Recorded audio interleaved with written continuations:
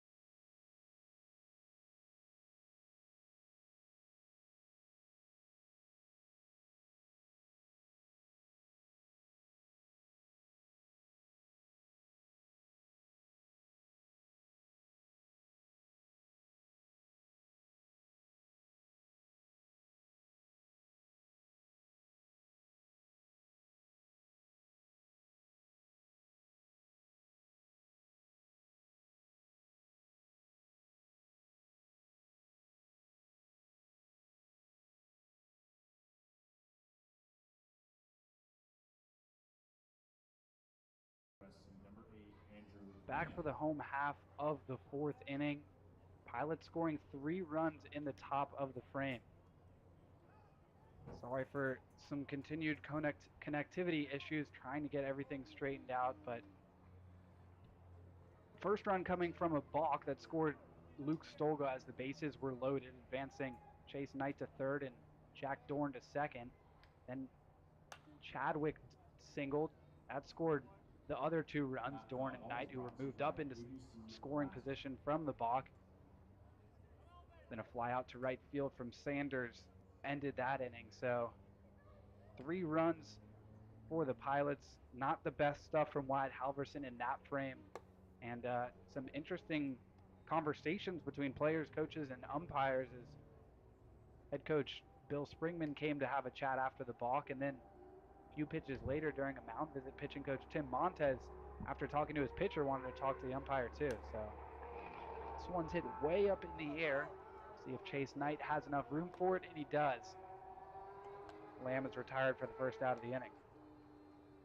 Yeah, and it's unfortunate for Halverson. Looked so good, but I think the Pilots putting together good at bats, and not that they started to figure him out, but we're just changing up their approaches a little bit, and just like I said, putting together good at bats, and they eventually got the better of him with some base hits.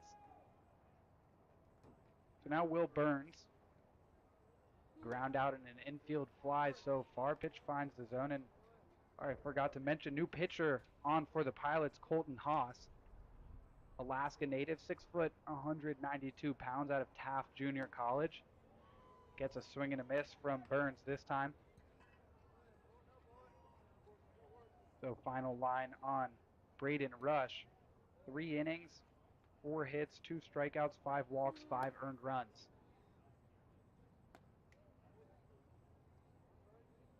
Now 1-2. And even though the runs kept coming for the Bucs, impressive from Rush to get back to finding the zone after struggling early. This one hit out to center. Logan Sanders loses his hat but makes the play for the second out. Like I was saying on Rush, really struggled with his command in the first, allowing 3 runs off just 1 hit, and then 2 more runs from the Bucs in the third, but that was coming off the Bucs putting the ball in play. So was able to get his command down a little bit better, find the strike zone with greater effectiveness, but pitch count was ran way up high in the first inning. Got to be part of the reason why he's been pulled. So now Haas's game with Enyard at the plate. We'll take a ball.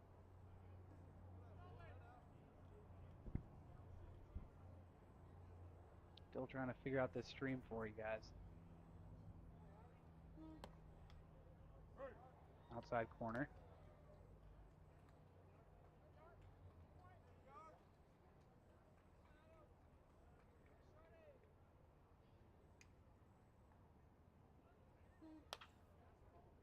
Could be another chance for Sanders in center.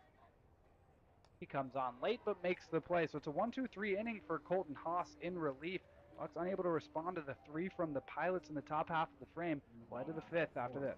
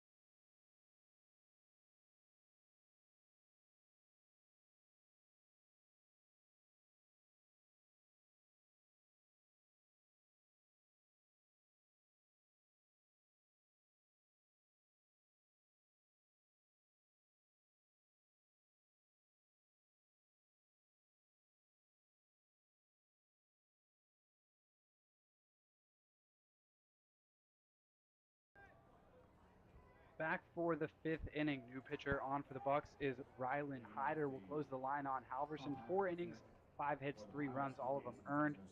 7 strikeouts, 3 swinging, 4 looking, and 1 walk for Wyatt Halverson. First batter, Hyder, will face his Hunter Backstrom. He swings and misses. And for Halverson, looked really dominant early on and then just kind of lost it last inning. Backstrom fouls this one off, so Hyder quickly ahead to his first opponent, 0-2. And this is the type of guy you want on in this situation. Hyder's looked really good.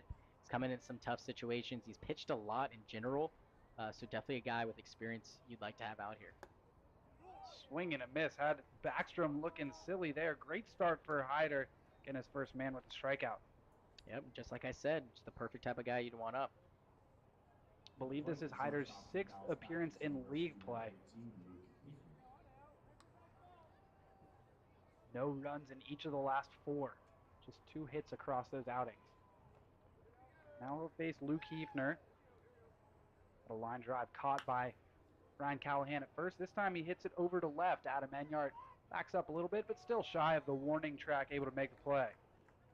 Yep, 2 quick outs. Hyder does a really good job of mixing up, strikeout pitches and strikeout at bats to ground balls and flyouts. He'll take anything he can get, really.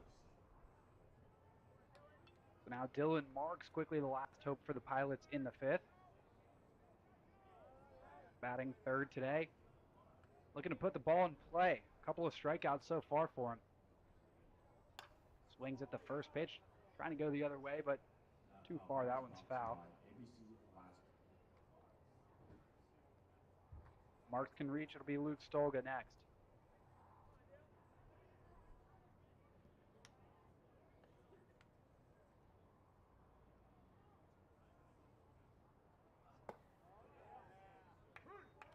Called strike on the inside, and not sure Marks loved that. He takes a step out of the box. Yeah, he's crowding the plate, though, so I wouldn't expect him to be too upset about something getting called on the inside quarter. Marks hits this one hard. Jumping grab by Nolan Cusey. Hyder will take that for sure. It's a 1-2-3 inning. Some good defense there from Cusey. Finishes things off. The Bucs come back to the plate quickly in the bottom of the 5th.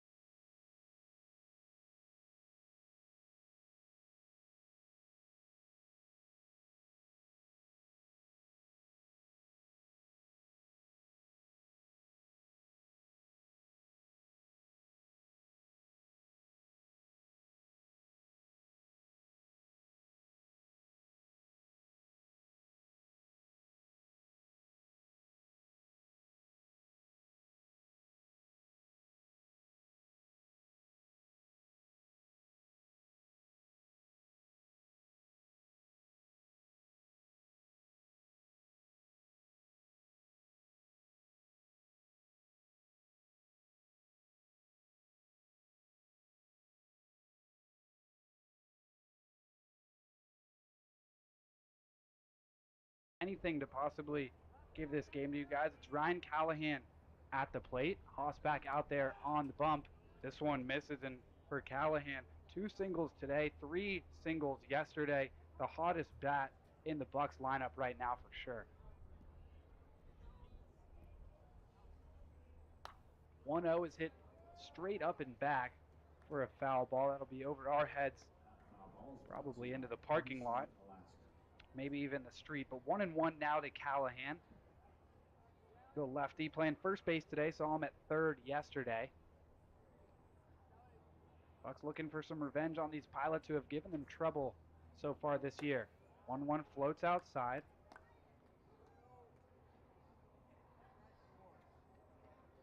Bucs leading it 5-3 in the bottom of the 5th. Great top half of the frame from Rylan Hyder.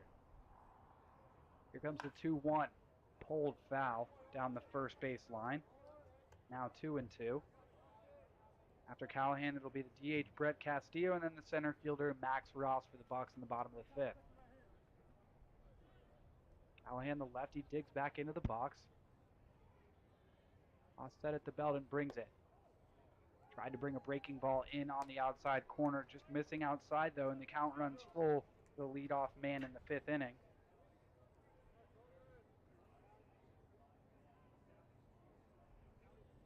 So count 3-2. Swings at this one and grounds it the other way to Hefner at short. Makes the throw across, and there's the first out of the fifth.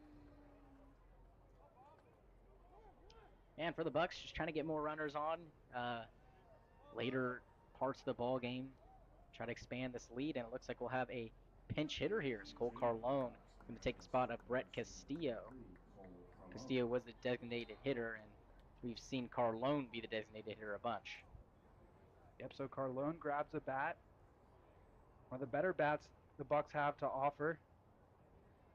The lefty on to face Haas. Don't think Haas, if he knows about what Carlone can do, would be too thrilled seeing him come to the plate.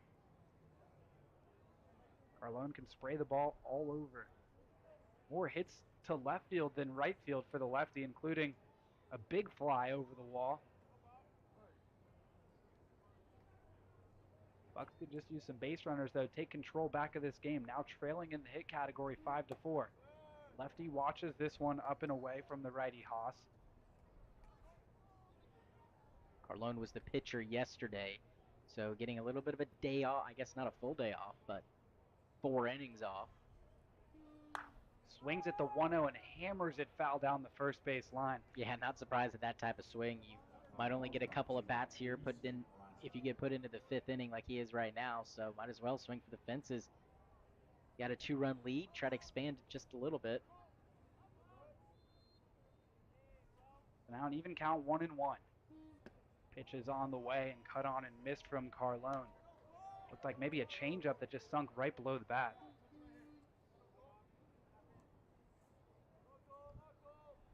So now 1-2 to Carlone.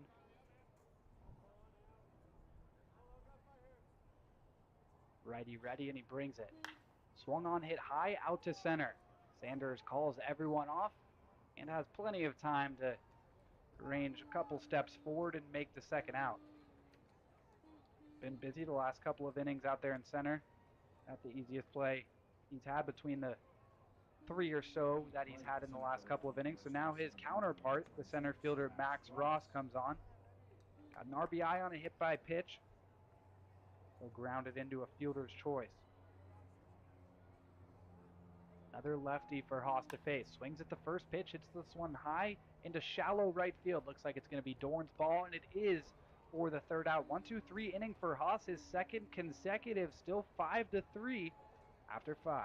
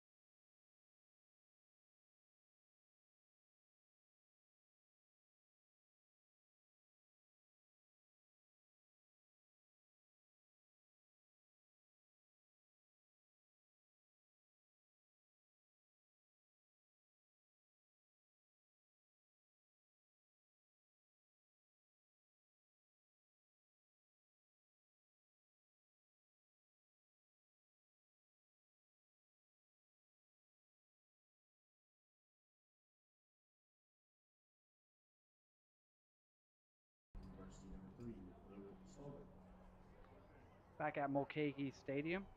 Top of the 6th inning. Little run from the Pilots, scoring 3 in the fourth.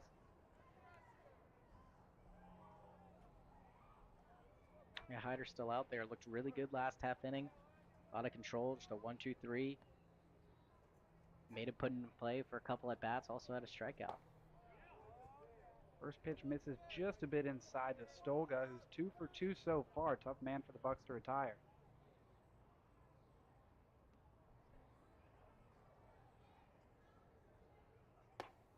Inside yet again to the righty.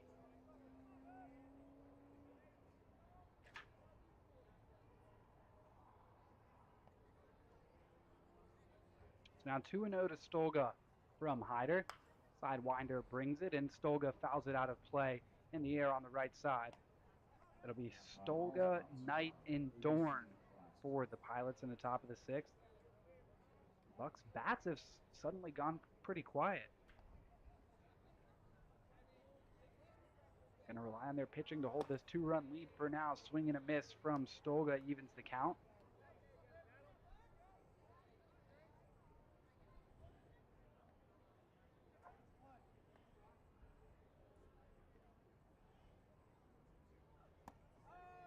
Big swing and a miss that time. So Hyder strikes out Stolga to start things off in the sixth inning. Great start to this frame for him. Played the third baseman from Fresno State University, number 13, Chase Knight. Yeah, Hyder just looks sharp. I mean, it seems like after that first game that we had, the opening day, where he just had a couple bloops off of him, that air in the infield, it didn't really help out. He just looks so sharp this whole season, really. First pitch is outside to Chase Knight. For Hyder, already his second strikeout in just his second inning so far, missing again tonight. So now 2-0. Hyder falls a little bit behind, but so far has been pounding the strike zone, just 4 balls to 10 strikes.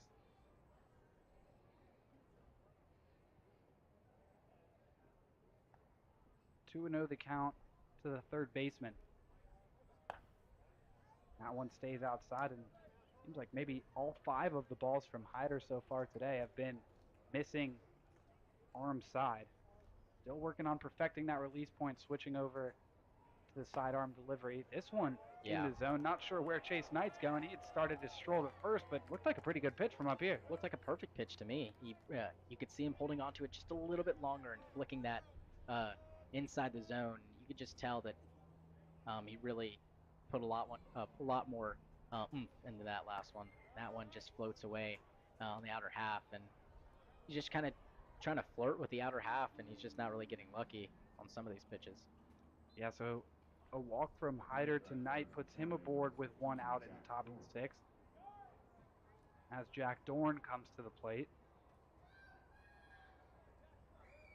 First walk so far for Hyder.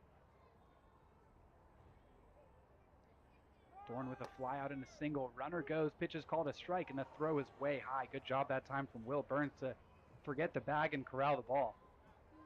Yeah, and a great pop time from Lamb behind there. He just sailed the throw. Don't know if he would have had marks over there anyways, but it could have been way closer. Now runner in scoring position. Reminder, this just a 2-run lead now. Pilots looking to cut that to just 1. Dorn swings at this one and pokes it through on the left side, all the way to the outfield, but Knight gets the stop sign at third.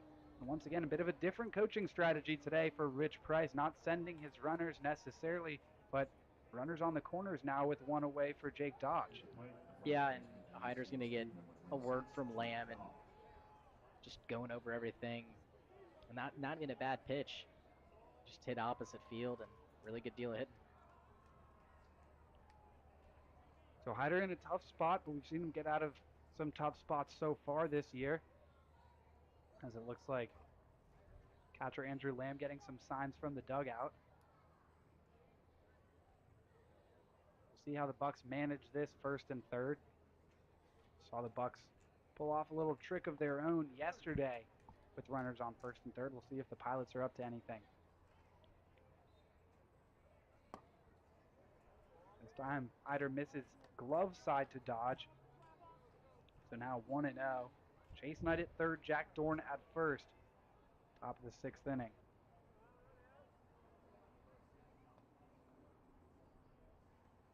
Here comes the 1-0. Hit high into right center field. Going to be a long run for both outfielders, and they miscommunicate. That ball gets down between them. Knight comes around to score. Dorn stopped at third. Dodge in there with a double, and between Max Ross and Zane Kelly, both of them I think could have made the play, but I think we're under the impression that the other was going to. Yeah, and unfortunately no one touched the ball, so it is going to go down as a double, and that's unfortunate for Rylan Hyder because that ball really should be caught out there. You got two guys converging and just can't figure out whose ball it is. So Dodge at second and Dorn at third, still just one out, and it's a 5-4 game. Hyder could really use an out here. And a tough man at the plate, Evan Chadwick, who's 2 for 2 so far today. Corner infielder's in. He shows bunt and gets it down a beauty down the first base line. Hyder will have to field it and go to first.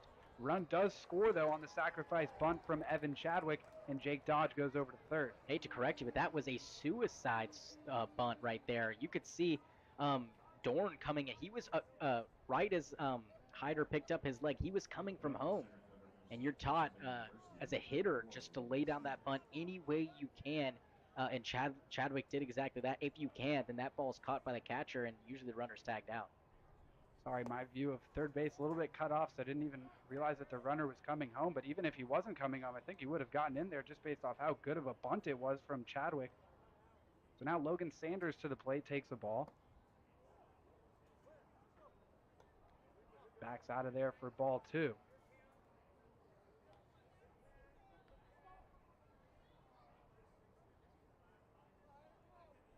A 5-5 game now. The Pilots have tied it up. Sanders swings at this one, going to be in foul territory down the first base line. Callahan runs over and he makes the play for the third out, but not before 2 runs score for the Pilots. They've got it all tied up through 5.5. In the top half of the 6th.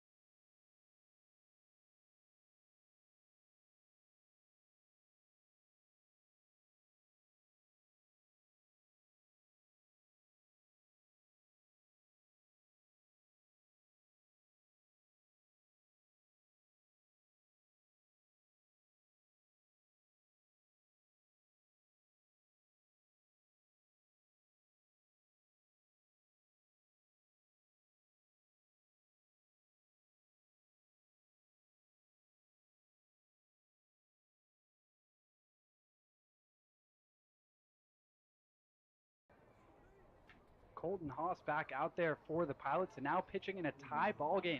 Bucs scoring 3 in the first and 2 in the third before the Pilots responded with 3 of their own in the fourth and then 2 just now in the top of the 6th. So Christian Powell comes to the plate with the Bucs needing a little bit of a rally to get back on top here. He takes a ball low from Haas. For Haas, this will be his 3rd inning of work through a scoreless 4th and 5th, throwing just 21 pitches in doing so, but this one comes in and hits Christian Powell, much to the chagrin of the Bucs dugout. So leadoff man aboard via hit by pitch for Nolan Cusey, the 9th place hitter, and then back to the top for the Bucs, looking to get something going here after surrendering that 5-run lead. 7 hits now for the Pilots, just 4 for the Bucs after an offensive explosion yesterday. Bats have gone quiet since the 3rd. Pitches outside, or pitches called a strike. Runner goes, and that ball is going to get into the outfield on the throw from Evan Chadwick. Still, Powell's going to have to stay at second, but it's a stolen base for him.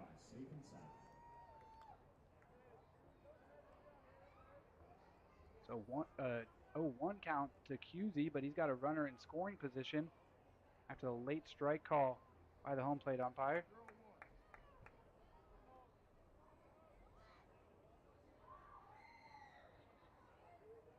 Scoreboard here says no count, but did see the late strike call. So QZ squares to bunt here, pulls it away as the pitch was high. A great job pulling that bat back. That pitch was eye level, so he was really able to get down and see it. See some guys get a little bit tense there and struggle to bring the bat back, but QZ's really good at that, and that's why he's hanging that 9-hole second leadoff guy.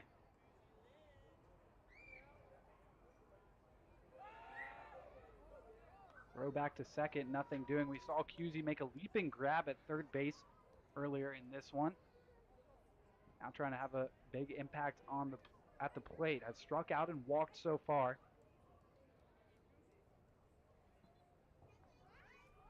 Gonna give it a go with the video here. Really, right when we thought we had everything squared away, new issue coming up for us today. So 1-1, squares to bunt, gets it down the third base line.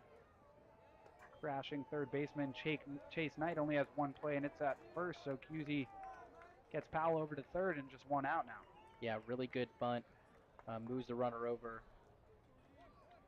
And just, you can't ask for anything better. I mean, it's a tough play. Also, you know, the third baseman, Chase Knight, is crashing on that play, so there's just no way that QZ could ask for a bunt for a hit on that when the third baseman Knight knows it's coming like that. So did his job.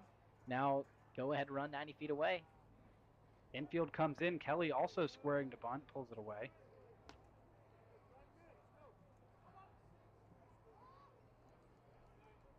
Christian Powell over there at third. Tie ball game now. Haas has really settled things down for the Pilots.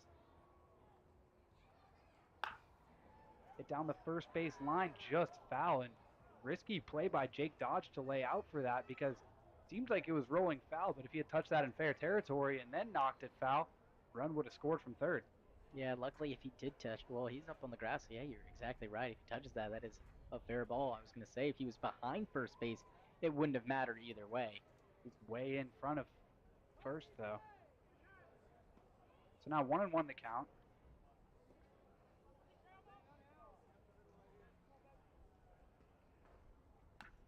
Check swing and pretty similar result over to first and bobbled by the first baseman. Throw gets away from Jake Dodge, and now rounding first and going to second is Zane Kelly.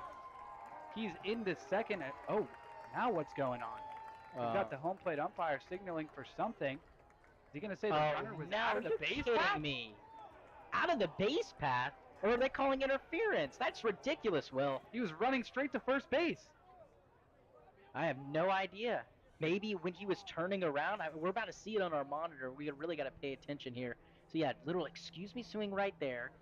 He's in the base path the whole time. I mean, he ran straight to first base. There's no doubt about it. And Bill Springman is not happy, and frankly, I don't blame him. I don't blame him either. So, man, that's a tough one to score here. So I guess we're going to have to go with a 1-3.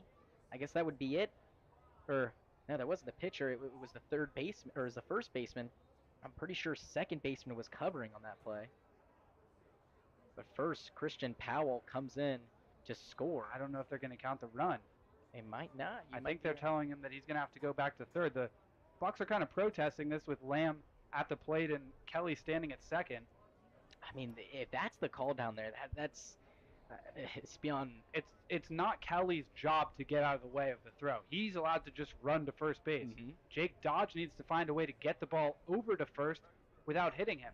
Oh wow, they're going to send him back to third. And they're going to call Zane Kelly out.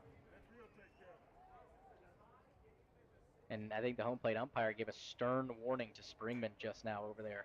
I mean, I've got to side with Springman on that one. I just really don't understand how that could be the call. Yeah, and so now I guess it's Rich Price coming out there to make a pitching change. Very interesting play there. We're going to take a quick break for this change, assuming that someone's coming in. Yeah, someone's coming in from that bullpen out in right field. So, chance to catch our breaths and figure out what just happened, because not something you see every day, not something that we're sure was called the right way, as Springman's coming back out to have another word. But we'll take a quick break and break everything down when we get back.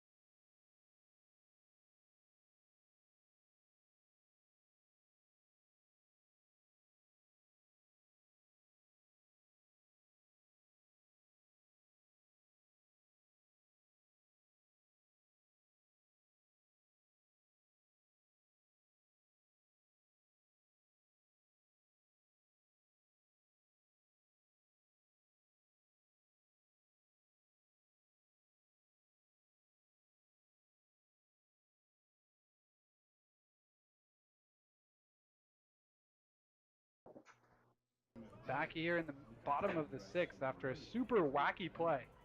Yeah. Saw Zane Kelly called out for interference, keeping Christian Powell at third. Pitching change after that play for the Pilots. It'll be Jace Russell, who we saw just a few days ago against these Bucs, through 2 innings, those being the 6th and the 7th. No hits, no runs, no walks, and 1 strikeout. Looking to shore things up. Comes in to face the lefty Andrew Lamb with 2 away in the bottom of the 6th after the Pilots have come storming back. And someone in our comments saying they're a Pilots fan and even they don't agree with the call. Yeah, I don't know how you could agree with that call. That one gets away. Check swing. He did not go. It didn't hit him. Thought it might have, but instead Powell comes home on the wild pitch, and the Bucs take the lead right back. Yeah, so that was so instinctual. I saw him going home. I was like, oh my goodness. So yeah, there's your run back. And almost ball don't lie, huh? Yeah, I think that's probably what everyone in that Bucs dugout is thinking. So we'll advance Powell on the wild pitch. And Lamb takes a ball to get things started. Not a great start for Jace Russell after a great outing against the Bucs just a few days ago. 1 pitch and he's already given up the lead. Run won't technically be his, but even still, 1-0 now, 2-0. Yeah, and Bucs finally get that run. I'm sure that's big. Now with 2 down, nobody on, so the Pilots have a real chance to get out of here, just surrendering that 1 run. So 6-5, the Bucs lead it, and even though they did get that run back, still got an out they didn't deserve as a grounder to Dodge. He has another chance. He flips it to the pitcher, Russell, and he can't field it. Jake Dodge having all sorts of problems, got bailed out by the umpires a couple of batters ago, but can't that time as Russell couldn't field his toss. Yeah, that's an E1, and it just kind of goes to show you, if you're Springman over there, you're kind of just looking at the umpire like, hey, I mean, look at this. Yeah, maybe should have waited to see if they'd call batter interference, huh? Mm-hmm. Yeah, that honestly looked like a very similar play, honestly. Meaning nothing was going on in the batter interference department. So now Will Burns grabs a bat. Andrew Lamb at first and 2 away. Swings at the first pitch, coming up empty. Yeah, during the break with the pitching change, we were talking with our Pilots broadcaster, and he was saying the same kind of thing. And just don't really know how that one could be called a interference, but yes, it is. What's Kelly supposed to do? Not run to first? 0-1 way outside. Great stop that time from Chadwick. Or run the complete opposite way to get to first so that the Pilots can field the ground ball cleanly. Again, that's not his job. Whatever the case, it's 6-5 Bucs now, scoring 1 run in the bottom of the 6th. After the bats have gone quiet, still no hits in this inning, no hits in any of the last few innings for the Bucs. Last hit back in the bottom of the 3rd.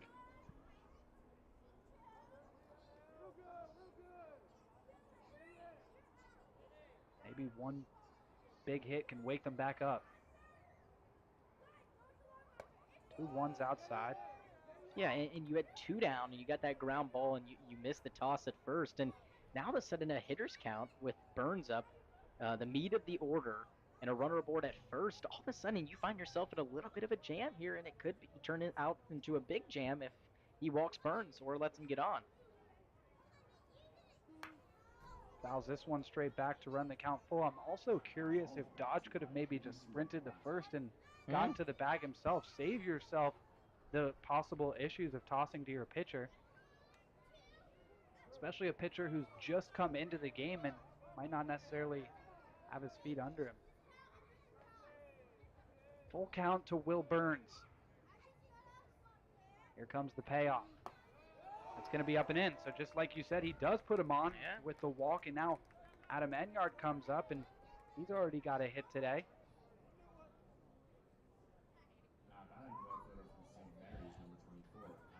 Maybe a little 2-out magic to make it more than just that 1 run for the Bucs in the bottom of the 6th. First time I've ever written BI, batter's interference, on my scorebook, and I thought that when I would, it'd be a pretty obvious one, but I still can't get over that call over there. I'm just so unsure of what, like you've been saying, what could Zane Kelly do? So Enyard comes to the plate. Fouls off the first pitch, and between that and the balk, Umpires really putting their imprint on this one. Yeah, they sure are. That balk, I was looking down, so I didn't see it. I didn't see his feet, and we know with balks like that, it is so tough to tell. But it's also it's tough to tell from our angle. But if you're a ball player, especially on the field, you assume that 3 or 4 guys are looking at the pitcher at a given time. So if everyone is saying that they disagree with it on the Bucs side, including Coach Springman, then it's a questionable call for sure. Inside 1-1 to Enyart. If he can reach Ryan Callahan, we'll get a chance, and the Bucs would love to see him come to the plate with 3 guys on, or maybe less if Enyart can drive one home, because Callahan's been blazing hot between today and yesterday.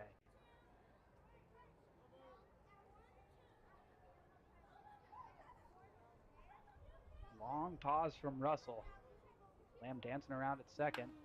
Grounded to first. Going to be another chance for Jake Dodge, and he says, Jace, I'm going to take this myself. Probably a wise move. But the Bucs do score 1 in the bottom of the 6th. Retake the lead. It's 6-5 as we head to the final 3 frames.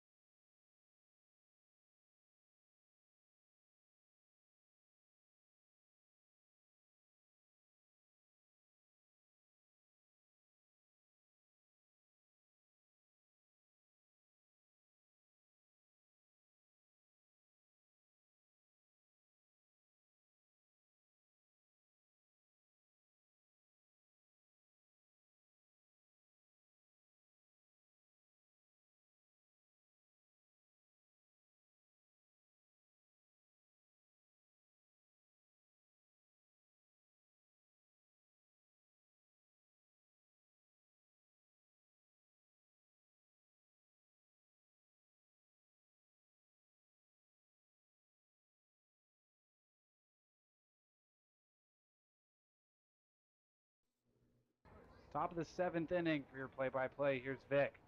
Thank you, Will.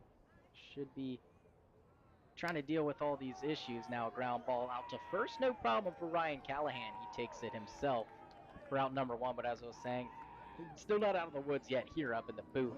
As for the guys on the field, definitely not out of the woods. They do have the lead back. It is 6-5. And that will bring up Luke Hefner.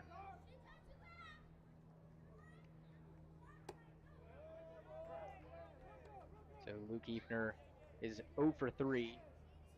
Strikeout, line out, and a fly out. Hefner not in the lineup opening day against the Bucs. Swings and misses that time, but we saw him make some amazing plays defensively just a couple of days ago when these two teams last met. Yeah, sure did. He was really good over there at short. Made a lot of great plays, ranging deep into the hole and also going behind second base and making some good plays. So no balls, 2 strikes. Rummery quickly ahead. The pitch. Swung on and missed. Got him, strike 3. And 2 down quickly before we even tell you that Garvey Rummery is the new pitcher on. Sorry, still dealing with some technical difficulties. Had to come back a little late after that break. But Rummery has pitched in a good bit of games so far for the Bucs. We've seen him a lot as of late. We saw him start one of the first few games, but more recently been coming out of the pen. Yeah, just one game started. He went 2 1/3. Gave up 3 hits and 3 runs. As a called strike now on Dylan Marks. Going back to Rummery, though, 2 1/3 innings. It's just one earned run on those 3 runs, so ran into some trouble. Maybe some potential errors from the Bucs. Trying to remember back to that game. But he's looked really good so far out of San Diego State. The 1-1. Called strike. He's looking good. He sure is. So Halverson started, ran into a little bit of trouble there in the 4th inning. Gave up 3 runs, and then Hyder pitched really well and ran into some trouble in the 6th inning. Gave up 2 runs. One of the plays out in the outfield, though, Ross and Kelly not able to communicate. That ball just falling right in between them. Was given as a double because no one touched it. 2-2 misses inside.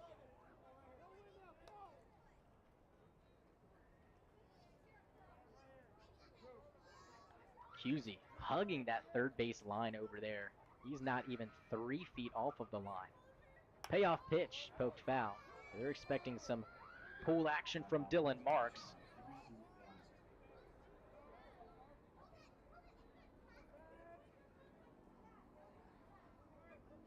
So Rummery now. 7th pitch of the at-bat. Here's the 3-2. Grounded foul again. A good fight by Dylan Marks. Struck out twice, and he's also lined out.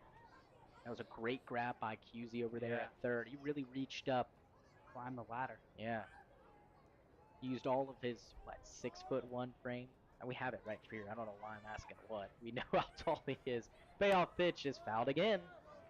Some good stuff from Marks staying alive. And going back to Cusey. 6-1, you got it. Trust yourself. It wasn't even trust myself. It was an educated guess at best. But I guess I know Nolan well enough. Another payoff pitch. Here it is. Hit to right field. That should hang up there for Zane Kelly, and it does. So Rummery a long at-bat to Dylan Marks, but it ends in success. So 1-2-3 inning for the Bucs. We head to the bottom half of the 7th inning. Time to stretch here in Anchorage. 6-5 lead for the Bucs when we come back.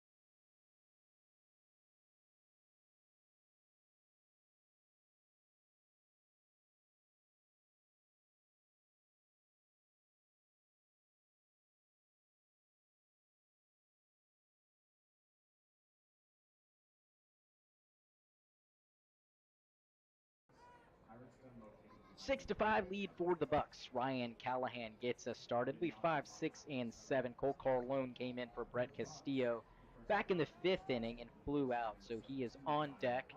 And after him, it'll be Max Ross.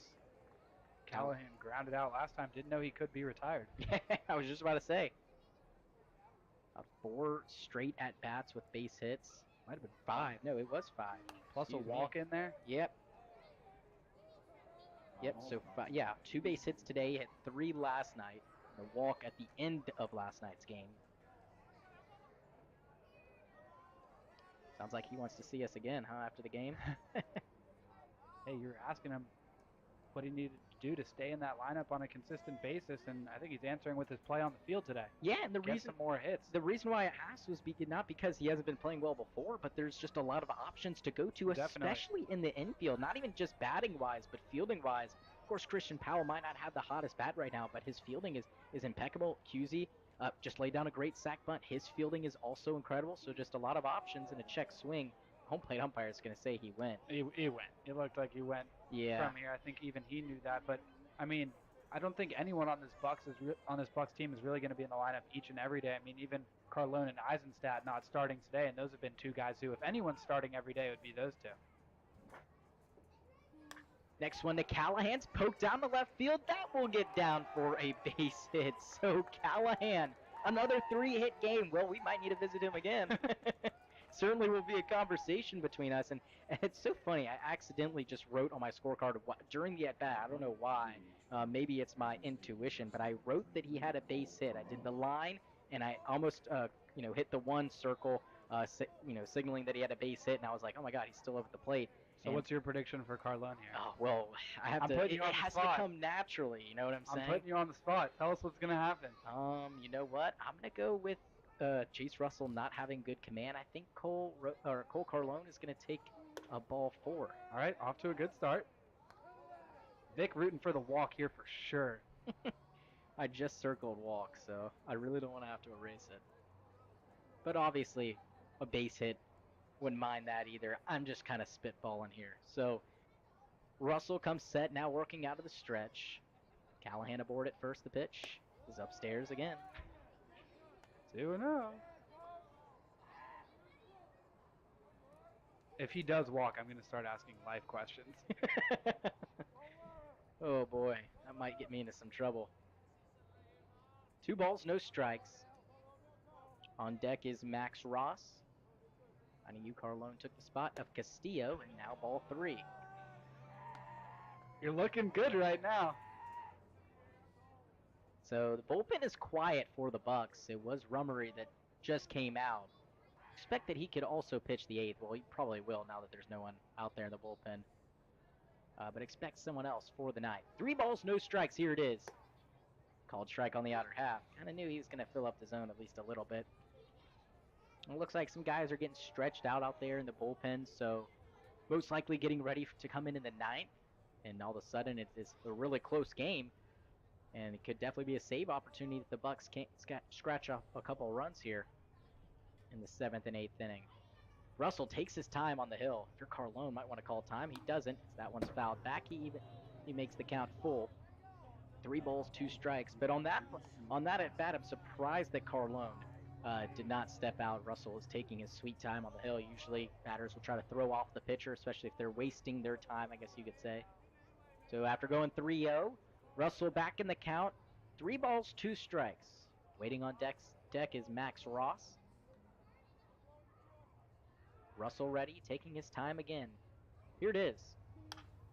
Popped up in a center field. It won't be a walk. Carlone will fly out to the center fielder, Logan Sanders, man. Well, I thought we had it. I thought you had it too. You're looking good, 3-0. Saw Sanders put his palms to the air there like he couldn't find it. I think we've seen him do that before, trying to trick these Bucs batters and base runners, but they're not falling for it. Yeah, and usually it works better when it's really sunny out. Right now, or dark, and like dark, you can lose it in the light. But there's not a lot of sun out. The sun's kind of been blocked by the clouds a little bit, so we do have a lot of clouds overhead. It looks like they're just overhead. That's the funny part. Obviously, we know they stretch for miles. Max Ross now with 1 down and a runner aboard at first. Pitch misses outside. Chase Knight creeping up a little bit on the turf grass, potentially expecting a bunt. But the way Ross has been swinging it, he's not your typical bunt candidate. He's reached on a hit by pitch, and a fielder's choice is also flown out. Great night yesterday. 1-0 catches the outside corner. The Fufuzuela's back today. You know what that is now, right? Oh yes. The other that's not a cow. Man, those words came out of your mouth for a second. I had no idea what you were talking about, and then I somehow remembered it. But yeah, the fans down here making some noise. Runner goes. The pitch is outside. The throw down is in time, and the tag is applied. Callahan is thrown out. Max Ross given a face there. Maybe he was supposed to swing the bat. And so Callahan is caught stealing. Not sure if it was a hit and run that Ross didn't get the sign for. He just upset at himself for not trying to protect the runner over there and throw off Evan Chadwick, the catcher. So quickly 2 down now. The threat for the Bucs almost fully depleted with 2 strikes on Ross. That one's poked down the left field line, just foul. And That Ross was super close. gave it a ride, just 5 or so inches away from being a fair ball. And could see those pellets flying up, none of them white, so, or even on the foul lines, they might be white, but you could see where like the ball had kind of landed down the line over there. That would be interesting if the pellets on the white part of the turf were also white, because I think they're just all black. Yeah, I realized that, but you can see where they came from. No, they yes, came from the left side of the foul line. I totally can. I do deserve a word or two for that. We'll talk after the game. 1-2, too far inside. Deuce is wild here on a beautiful night in Anchorage, Alaska. Thank you for joining us, and if you stuck with us through all of this, man, we really appreciate it. If you haven't and you're just now tuning back in, maybe a day later, we apologize. 2 balls, 2 strikes, 2 outs. Here it is. Popped up foul. Ross keeps himself alive. If Ross can reach, Christian Powell will bat. Talked to Ross after the game yesterday, was really happy with his performance. Seemed like there were a couple strike calls that he wasn't a fan of, but didn't let him phase him. I know at least once he fell behind 0-2 and battled back to 2-2 before getting a base hit, and another base hit as well. That one's poked foul again, a long at bat for Max Ross. Seeing his 8th pitch upcoming. Actually did him a disservice there. It was 3 hits yesterday for Ross. Really getting it done throughout the whole game. 2 balls, 2 strikes, 2 outs. Still Deuce is wild here as Russell ready. Taking his time again, the pitch. Hopped up foul. Ross will not go down easily. Certainly will not go down without a fight. Here in the bottom half of the 7th inning, 6-5 lead. Bucs got it back in the bottom half of the 6th. That was 9th pitch he's going to be seeing. Russell ready again, taking his time. Pitch. That one hit him. So after a long at bat, it would have been a 3-2 count if it didn't hit Max Ross, but it does. Second time today. Yeah, another hit by a pitch. So we'll check the bruises on him after the game. And another guy that's been hit by a pitch is Christian Powell. That was on his last at bat. That started the bottom half of the 6th, where eventually it was Powell to come around and score.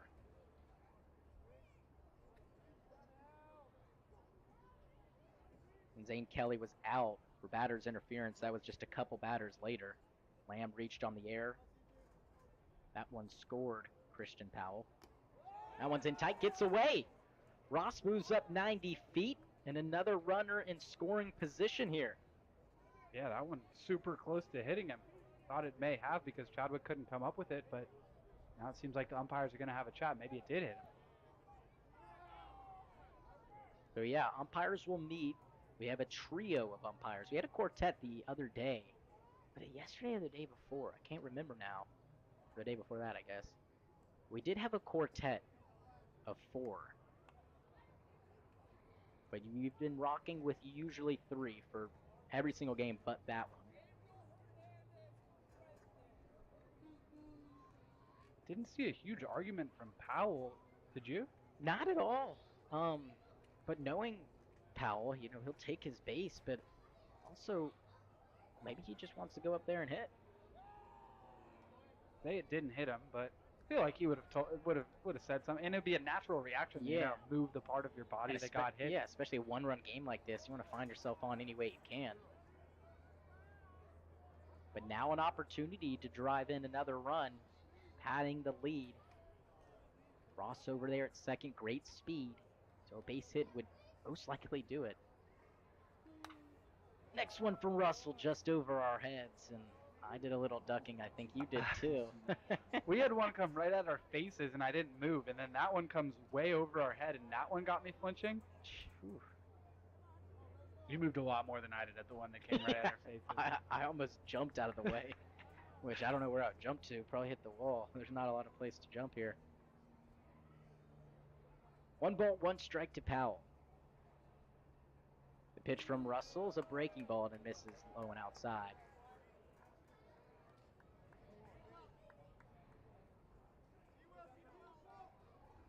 Two balls, 1 strike, 2 outs. After the caught stealing, he had 2 outs with Max Ross up, and he was ahead on Ross. Had 2 strikes on him, and a full count pitch and hit him. Now all of a sudden, 7th run for the Bucs, standing just 180 feet away. The pitch swung on and missed. Big swing that time from Powell. Count evens up at 2 apiece. On deck is Nolan Cusey, laid down a beauty of a sac bunt last at bat. He would love to get the chance to hit here with 2 on, or potentially 1 on if Powell can single or something a little extra here. But it should score Max Ross, who's got speed. 2-2, swung on and missed. So the Bucs get a couple guys on, but the caught stealing and the strikeout from Powell means no further runs here in the bottom half of the 7th inning. We head to the top of the 8th, still a 6-5 score here in Anchorage.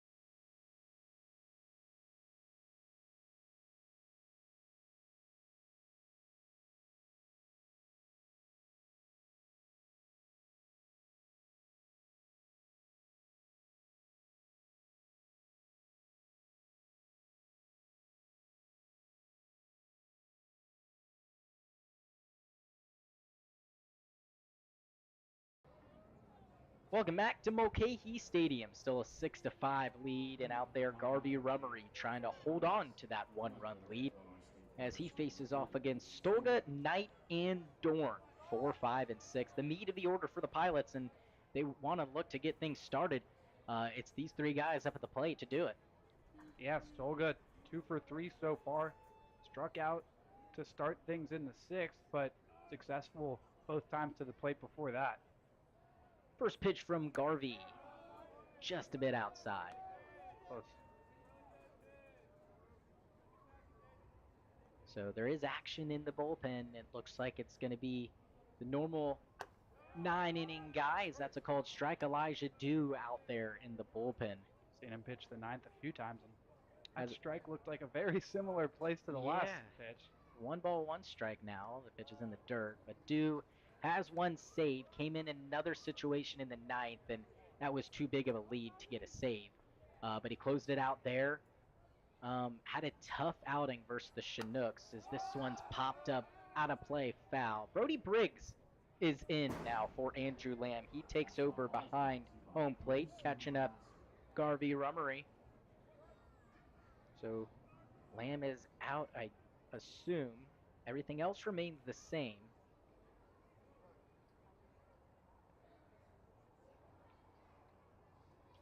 Check swing, and they won't appeal. So 3 balls, 2 strikes, and they will appeal now, and they say he did not go. I don't think I've ever seen him appeal that late. Yeah, I don't know. I guess you can do it at any time. And going back to Do, he bounced back with a good game in one of the non-league games, 3-2. Oh, just a bit off the plate, and I think the Bucs dugout didn't really like that last call, and that was really close, Will. Yeah, saw a lot of pitches right on that outside edge from Rummery. Got one call, but not a couple of others. And going back to Do, that outing where he wasn't at his best, that wasn't the 9th inning, and it's talked about all the time. Right, yeah. Sometimes it's the 9th, but it's not a save situation, which he was fine in. But you also wonder if going in an earlier inning kind of messed with his normal rhythm and normal feel that he has out there on the mound, knowing he could end the game. So Chase Knight grabs a bat. That one misses. He has walked and struck out. And also going back to Do, and I love that the coaching staff did this, but they put him into the 6th inning in the 7-inning game. That was the no-hitter. And, well, Do kept it alive. Obviously, a big swing and a miss from Chase Knight, but he kept the no-hitter alive. I believe he had a 1-2-3 inning. Obviously, we don't have the stats for that because it was a non-league game, but either a 1-2-3 inning or maybe just a walk. But a really good outing from him, and I think it just goes to show you that, yeah, it was a non-league game, so there's no really risk to putting him out there for the 6th inning. There's a swing and a miss from Chase Knight. But I think it goes to show you that they don't want to just be like, the coaching staff is not just like, oh, well, he did bad in a non-9-inning appearance and just leave it at that. Oh, we'll put him in the 9th inning from now on. No, that's just not how it works in summer baseball. You're gonna have different guys close.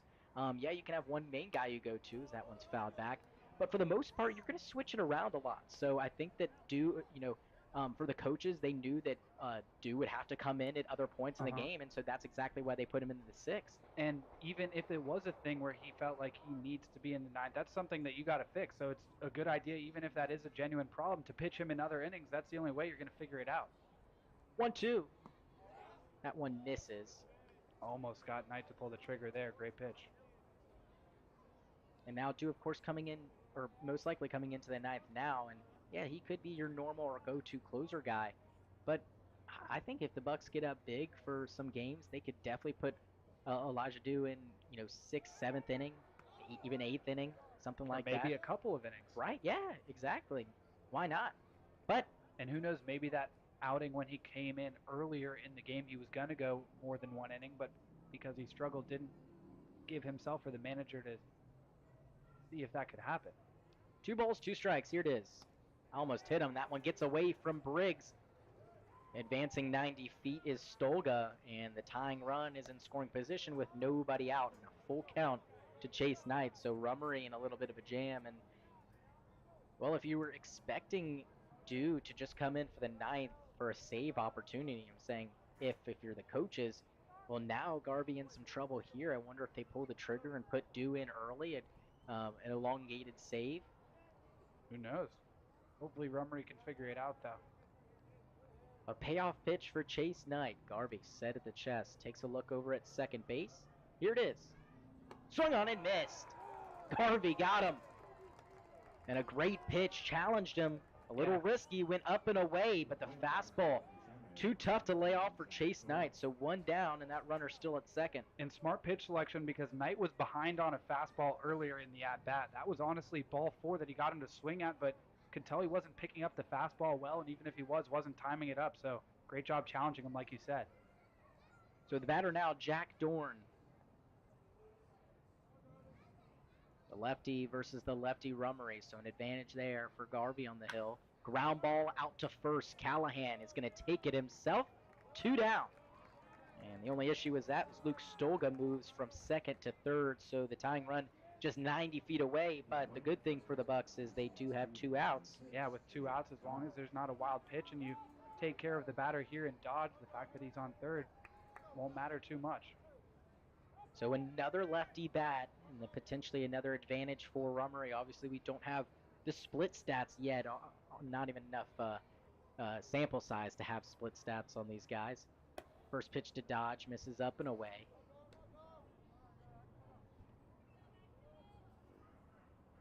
I don't know if Dew was done warming up for the time being, or if he was warming up just because Garvey was running into a little bit of trouble, but he is sat down now. And Rummery's calmed down and found his command. 1 ball, 1 strike. Garvey gonna reel around a 1-1. The pitch, another called strike and a beauty. Yeah, great breaking ball that time. Froze the batter. Dodge thinking it was inside, but dropped it right in there. And with that tying run just 90 feet away, if you're Rummery, want to be careful how you pitch Jake Dodge. See if it gives him something to hit. 1-2, swung out and missed. Dodge chases the off-speed pitch, and Rummery works around a leadoff walk, gets the next 3 guys, and holds on to the 1-run lead. It's a 6-5 lead for the Bucs as we head to the bottom half of the 8th inning here in Anchorage.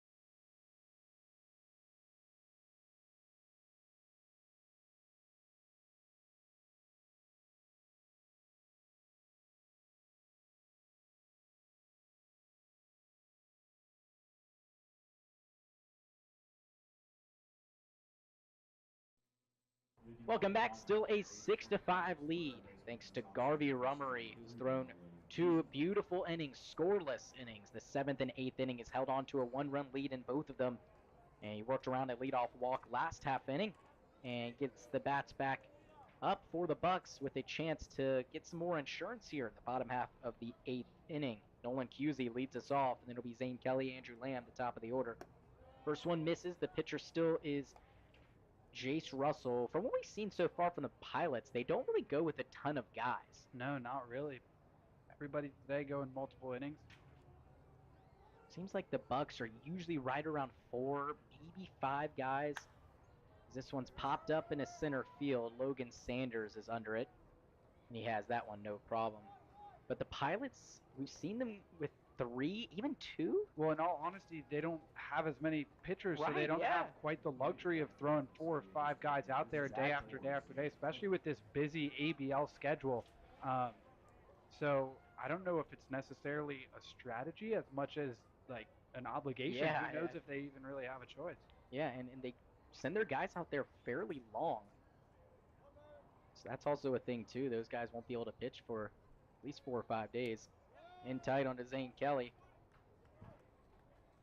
I know they're expecting a few more players coming in here shortly. I wonder if those are pitchers. They could certainly use it. I mean, they've got almost half the pitchers that the Bucs have. Maybe a couple more than that, but way more pitchers for the Bucs than the Pilots.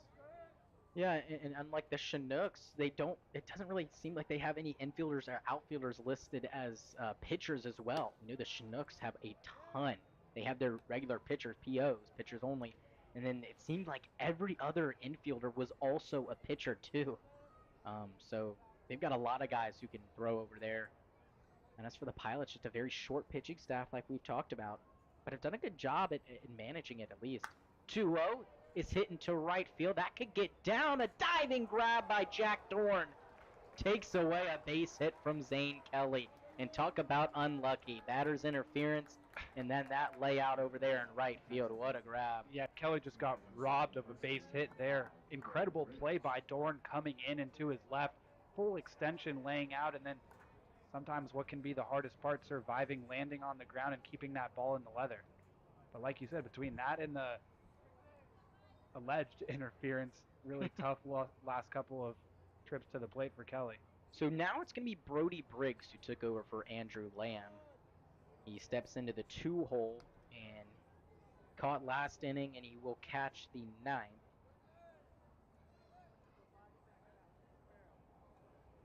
Interesting that Briggs didn't start at catcher, seeming that him and Halverson both go to Arizona State, and they've been the battery the last 2 times that Halverson was out. The first game, the opening day game, and then the second game where Halverson pitched.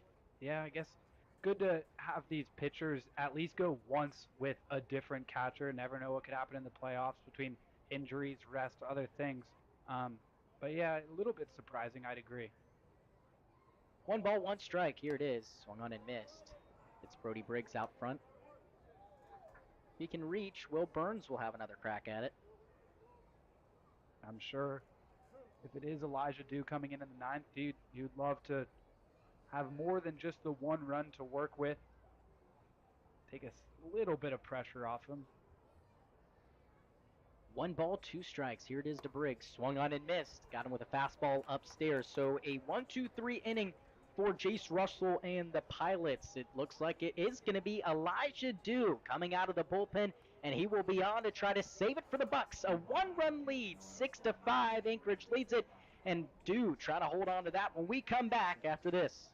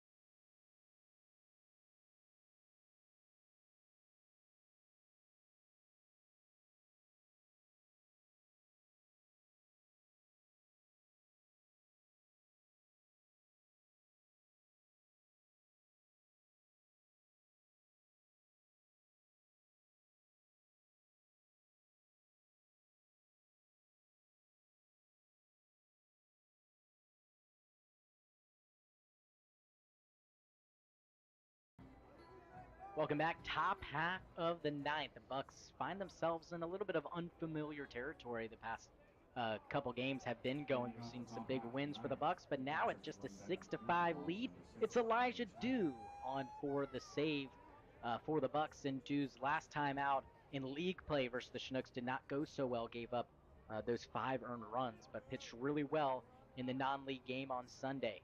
First batter he will face is Evan Chadwick, who grounds it right to Will Burns and has a tough play, and that one's not going to be in time. It was hit deep into the hole over there at short. Yeah, impressive to even get to that ball from Burns. Showed great range and extension diving, but by the time he got up, Chadwick was the favorite to beat the ball over to first. So an infield single for Chadwick gets things going. Not how Dew wanted to start out, but has a chance at a ground ball double play. Is now Nolan Cusey on the edge of that turf, grass, and dirt. Waiting a potential bunt here as he backs Logan Sanders off the plate for ball 1. Sanders has flown out 3 times so far. And it looks like he's going to have a talk with Coach Price, maybe to try to get into Dew's head over there. We've talked to some of the coaches for the Bucs saying that is typically what happens. And here comes Monty, and I think that he's trying to counteract that by just having a quick talk with Elijah Dew out there. Yeah, it makes sense. Don't want Dew just standing out there doing nothing. And wonder if he's going to ask Sanders to lay one down or whatnot. And we talked about it a few games ago how Sanders uses that camo batting helmet, but it still has the lowercase a logo that the Pilots use. So interesting to say the least. Home plate umpire coming to break up the chat on the mound. So the meeting breaks up. And Dew with that runner aboard at first base, and Logan Sanders up at the plate is what he's got to worry about.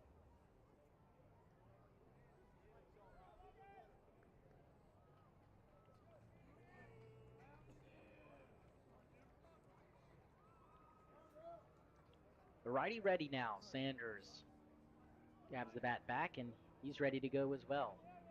A 1-0 count on to Sanders. That fastball backed him out of the plate. And he does square to bunt, and he lays it down the first base line. This one is a beauty. It looks like no one's at first, and Dew throws it away.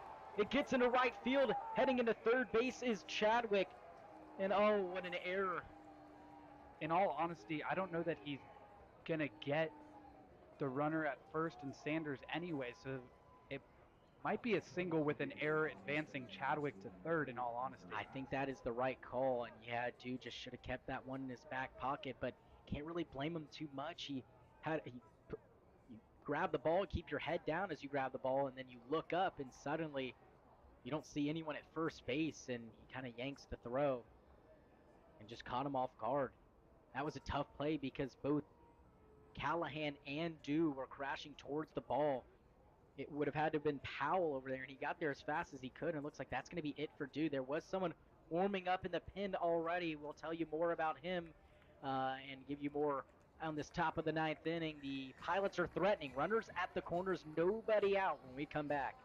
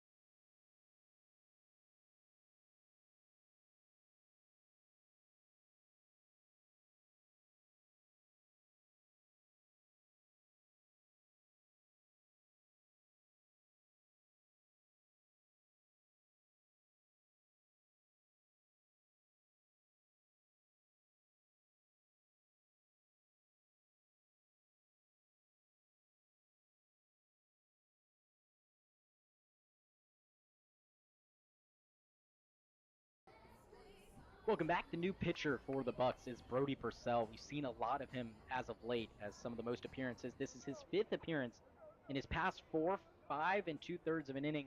1 hit, 1 run. That was an earned run, but he's been very efficient, Will. Yeah, pitched against the Pilots just a few days ago, went 1 2/3, no hits, no runs, no walks, and 4 strikeouts. So high leverage situation with runners on the corners, that tying run at third. And he'll need his best stuff to get out of this jam. So runners at the corners, just nobody out. Infield creeps in as that ball is outside. That is the tying run over there at third base.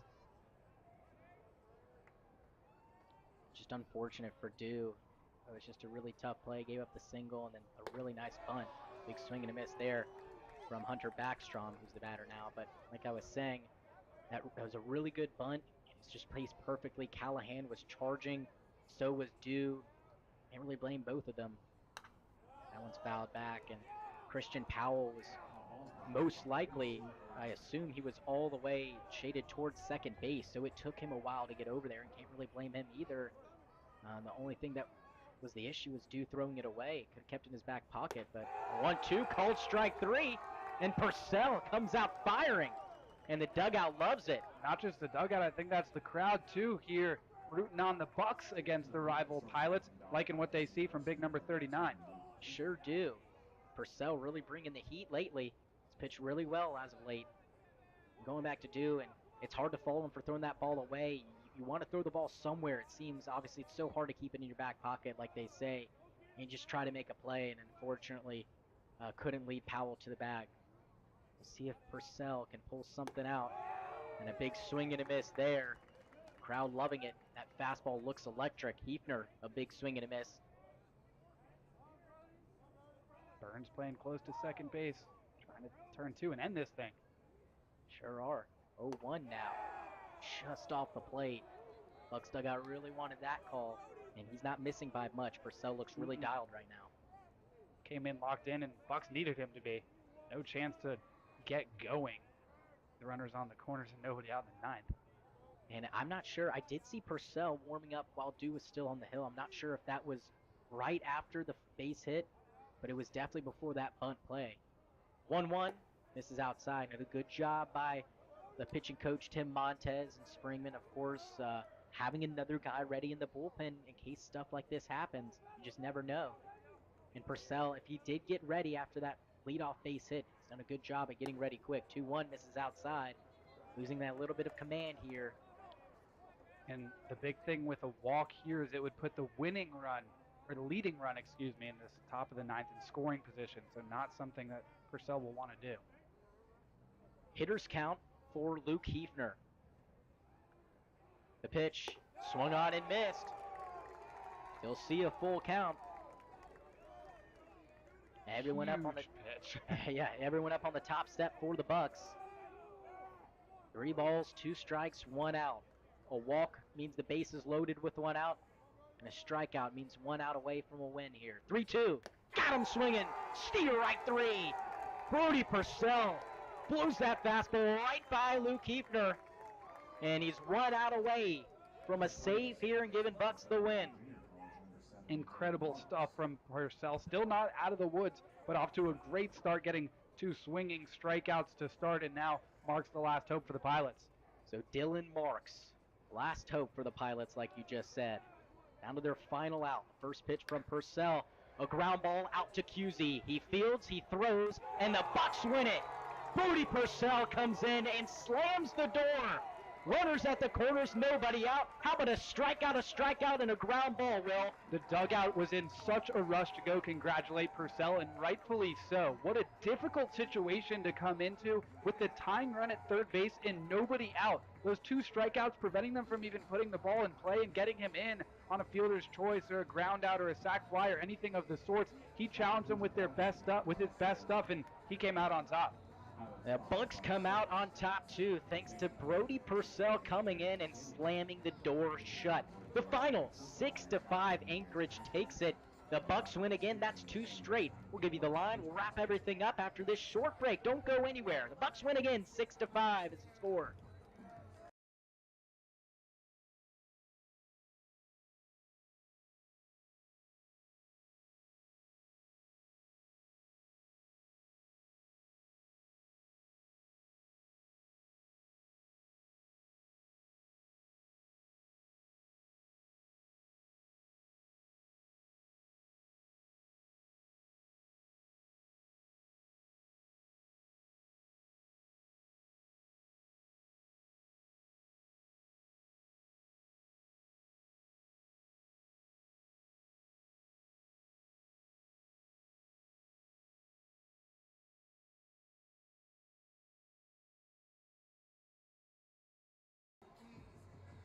Welcome back here to Mulcahy Stadium. Boy, what a close one that was. The Bucs come out just by A a hair. thread. Yeah, just by a hair. And it was a close one. 6-5, the final score as they take down the Pilots in that one run in the bottom half of the sixth, proving to be super vital for these Bucs, as that was just enough to edge out the Glacier Pilots. But Willie, we talked about it. We've seen good pitching this year. We've seen good hitting and a little bit of both today. Again, just gave up 5 runs on the pitching side. Really not too bad. And 6 runs total for the bats is pretty good. For me, the story of the game, though, it's got to be Brody Purcell. That Oh, is yeah. such a difficult situation to come into. Not only is it hard because there's a couple of runners on, but based on the inning, he probably wasn't even sure that he was going to be playing today. To lock in that quickly and just have your best stuff from the get-go, just incredible stuff from the ready. Yep, and he is not mobbed, but he is in the middle of the huddle, and everyone congratulating Brody Purcell as that huddle finally breaks up. But what a phenomenal performance for him. 3 straight outs with runners at the corners. Can't ask for much better from him.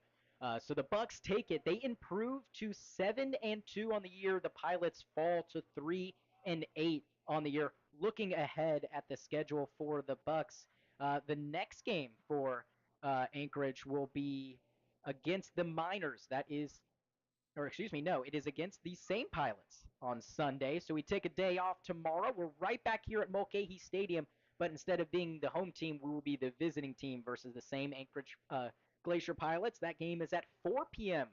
Alaska time over here, and so if you're on the East Coast, that will be an 8 p.m. game. A little bit more reasonable than the 10 p.m. games we've seen here. But once again, the Pilots fall to 3-8. The Bucs advance to 7-2 on the year. So the final line score for the Anchorage Glacier Pilots: 5 runs on 9 hits and 1 error. For the hometown Bucs, 6 runs on 5 hits and 2 errors. A 6-5 victory, 2 straight wins for the Bucs. So for my partner, Will Hopkins, I'm Vic Massley, saying so long and good night from Mulcahy Stadium here in Anchorage.